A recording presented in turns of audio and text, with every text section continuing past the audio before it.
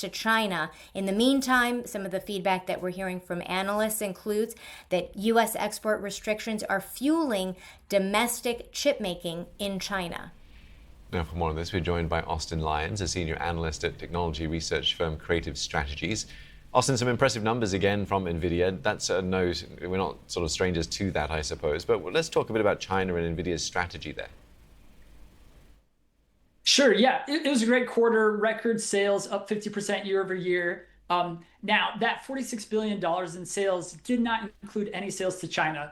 The H20 chip, which is the previous generation chip that is made for China, none of those were allowed, as you heard. And so yet Jensen Huang on the call did say, they're excited about China. He sees it as a $50 billion addressable market, growing 50% year over year. So he made it clear that Nvidia would like to participate. They obviously just have to figure out with the US government how to get those chips sold to China and whether they need to pay a portion of that to the government. Yeah, and on that discussion, I suppose we're still very unclear about how that would work and how Nvidia would in fact pay the US government this 15% of its sales to China.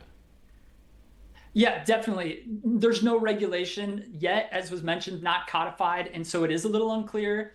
That seems to be the red tape that's holding things up.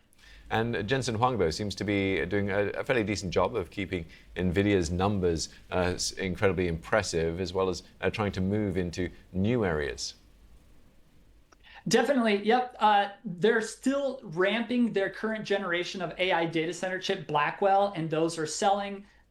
Really demand outstrips supply, but they're also moving into robotics. They have a chip that's been used in robotics and in autonomy. The previous chip was called the Nvidia Orin chip, and they recently launched the Thor for robotics and for autonomy. And it's a 2 generations leap forward from the previous chip. So there's definitely big opportunity there. And of course, with the reasoning AI models, they think that now is the time for robotics. Huge opportunity there, obviously in the United States, but also in China. Yeah, it seems like there's a lot of opportunities for Nvidia to continue its growth story. What do you put down its success to, that it's able to stay ahead of the competition?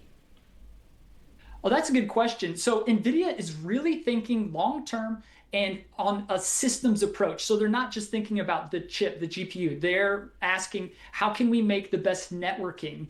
So recently, actually, their networking has been a breakout for them. They had historically bought a company called Mellanox, and they had this scale up and scale out technology, NVLink and InfiniBand, but they actually took Ethernet, which everyone's familiar with using in like these cloud data centers, and they made it really good for AI workloads too. And so NVIDIA is always just thinking about the software, the networking, and what they need to do to push the envelope from an R&D perspective end to end for the customer. Austin, great to get your perspective today. Appreciate your time with us. Austin Lyons there from Creative Strategies. Now, U.S. Defense Secretary Pete Hegseth said the Pentagon has issued a formal letter of concern after learning that Microsoft